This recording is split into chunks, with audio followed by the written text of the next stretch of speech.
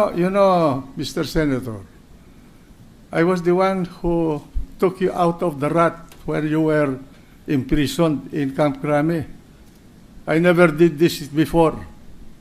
I went out of my way to talk to people so that you can get back here in the Senate, and I guaranteed your presence here. But I'm not saying this because Precisely I want you're you saying to it, Mr. owe President. any favor to me. I'm just putting that on record to show the character of each one of us here. Okay, second, I'm sure that you resented my statement when we were in the cabinet, when you were presenting your supposed position as against the position of the Department of Foreign Affairs, when President Aquino invited me to attend a cabinet meeting on the Scarborough problem, and I told you, who authorized you to make a backroom negotiation with the Chinese for the Scarborough? Yes, and the And President... you were telling me about treason, remember? Yes, and That the President answered you directly that he authorized me. He told it in your face, Mr. President. What? Yes, that's correct. Oh, that's correct. I accepted that because I precisely. did not know that you were authorized. But the fact is that I asked you, whom did you talk to in China? I don't need to report to the Senate President, Mr. President. You have a duty I to am not, report what you do obliged. as a senator to this chamber. And in fact, you have a duty to notify the office of the Senate President when you leave this country to go abroad. But I did And not. the only time that I have authorized you is one time. I do not know how many times you have been to China. My understanding is you have been to China talking to the Chinese government for 6 times already. Yes. And And that you have met them 15 or 16 times. For Yes. what reason? We do not know. Are you becoming a fifth columnist of the Chinese in this country? The Senate President is not privy to the backroom channel talks, and I'm not obliged in any way to I think you divulge. have a duty to inform the people. I'm not. I have already informed the people, but not the Senate President. I'm not obliged to report to the Senate President, and all this line of questioning is irrelevant again. And should this line of questioning continue, I will have to say that I will refuse to yield anymore the floor. No, I'm asking you. I'm asking you a question. You went to China. You asked the ambassador of the Philippines there, Madam Brady, for a meeting, and you said, do not take notes during our conversation. And you called the Secretary of Foreign Affairs a traitor. In fact, you told me that he committed treason. Yes, it was an executive session, and we're not supposed to And I divulge will what's read, happening in you the... want, I will read into What- the record your conversation with Brady But it's and his supposed notes to the Department of Foreign It's Affairs. supposed to be a confidential matter. Yes, but there's nothing confidential. Even in the executive meeting, cabinet meeting, in the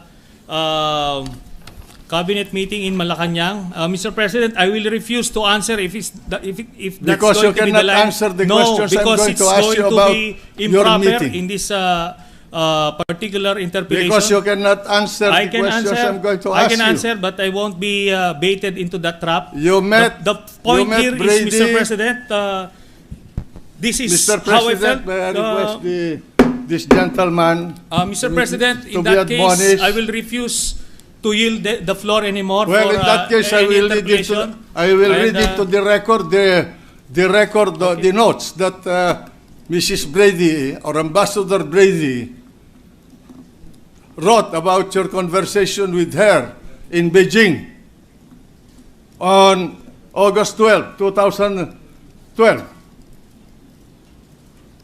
You want me to read point this? of order, Mr. President. You want me to read this? A point of What is order. the point of order? The Senate President may reveal sensitive information pertaining to foreign relations and national security, and I believe it is out of order in You this do not teach me what session. the parliamentary proceedings. I'm not answerable to anybody about There's a what point I of say order, in this hall. Mr. President. The Senate President may proceed. All right, and I have here the white paper that you've been writing about the Secretary of Foreign Affairs.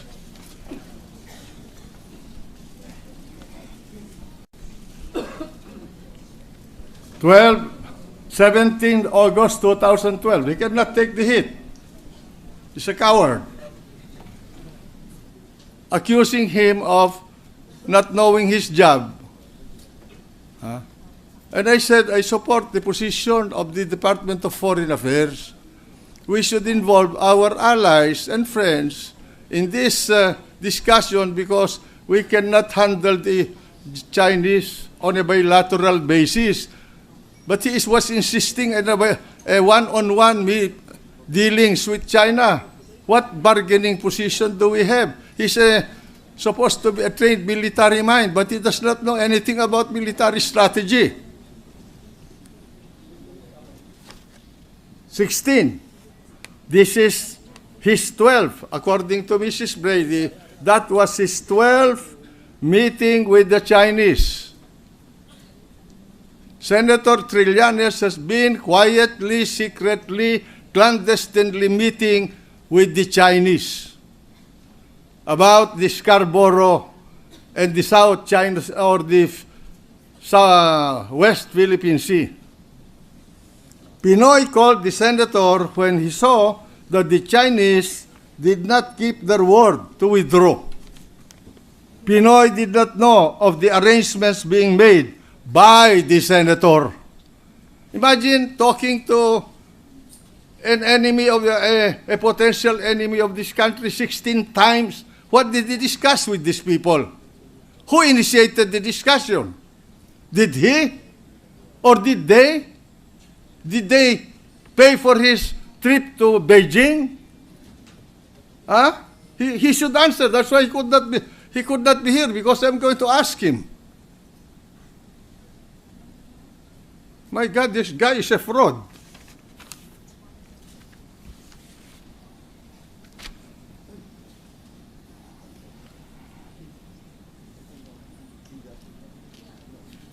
Where was I?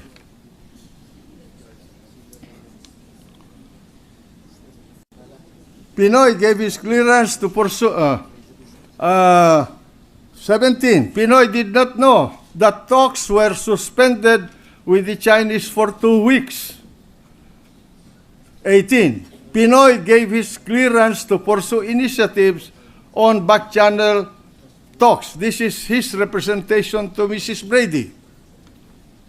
19. In the Philippines, no one cares about panatag SHOAL.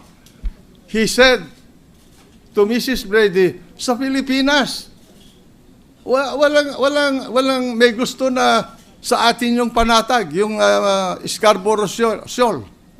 Yan ang sinasabi niya. Pilipino ba yan? Makabayan ba yan? My God, what kind of a senator is this?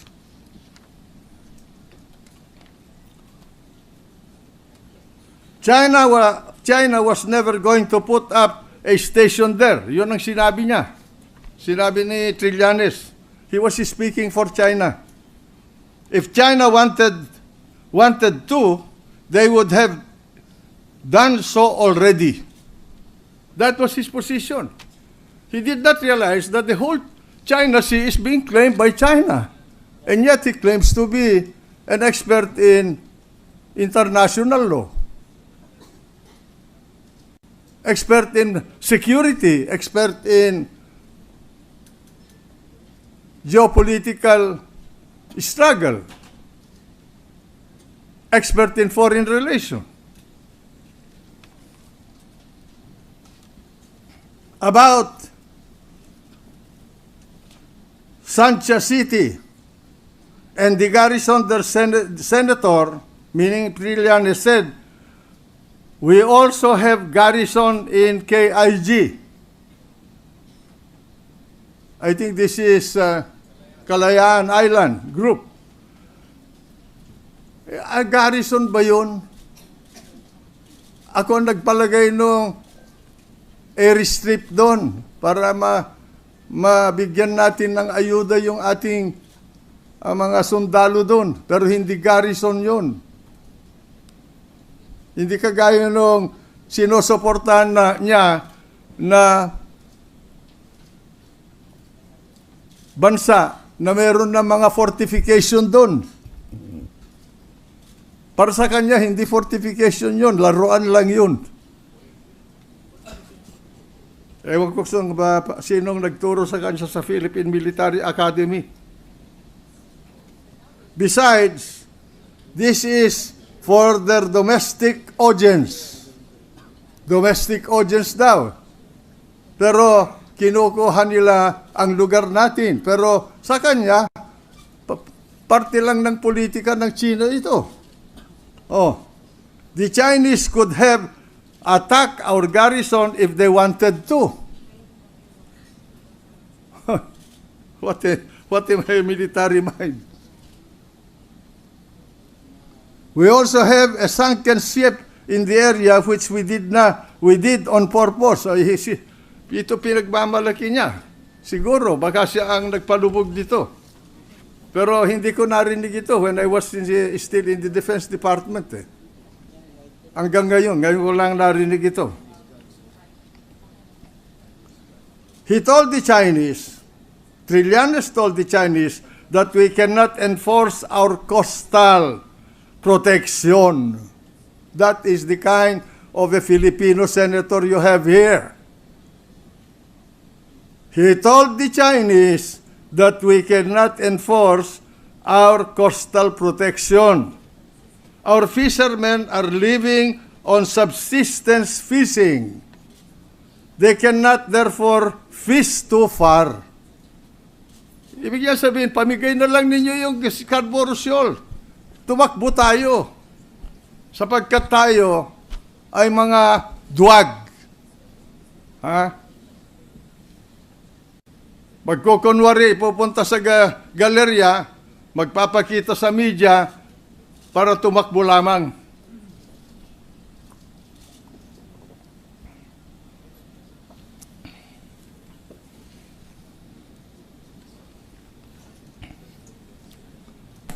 The Philippine side did not make gapang the ASEAN, which the Chinese did. Kalahin mo, sinasabi niya dapat gapangin natin yung mga ASEAN dahil gumagapang daw yung mga inchik sa boto. Ito, yung tungkol sa nangyari sa Cambodia. Ano pa kialam nitong senador na ito sa foreign relations natin? This guy is involving us with a major problem. He asked Secretary Del Rosario if we could give this space in the ASEAN meeting because we did not do this preparation. He wanted to become the Secretary of Foreign Affairs to superimpose his mind to the judgment of the duly designated and appointed shaper of foreign policy for the country.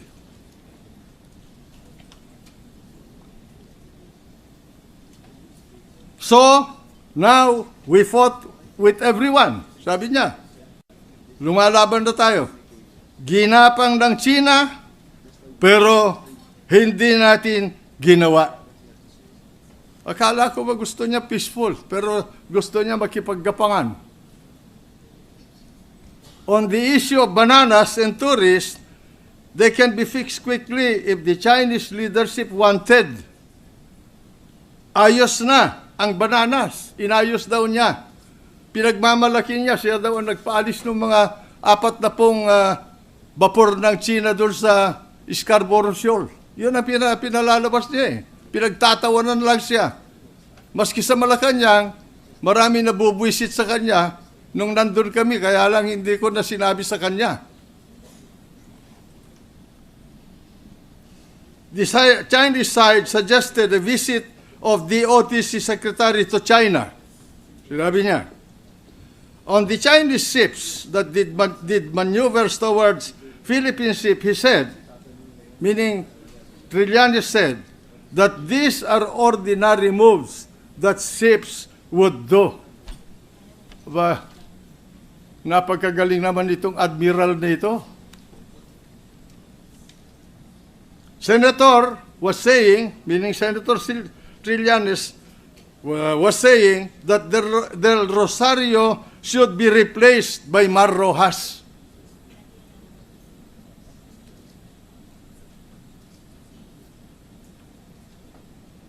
Knowing that reports are coursed through the FA, Senator said he would give an alternate channel so that communications can go directly to the palace. He arrogated unto himself to become the channel of foreign policy from him to Malacanang. I do not know whether the President knows about this. Can go ahead with bilateral. China also want this.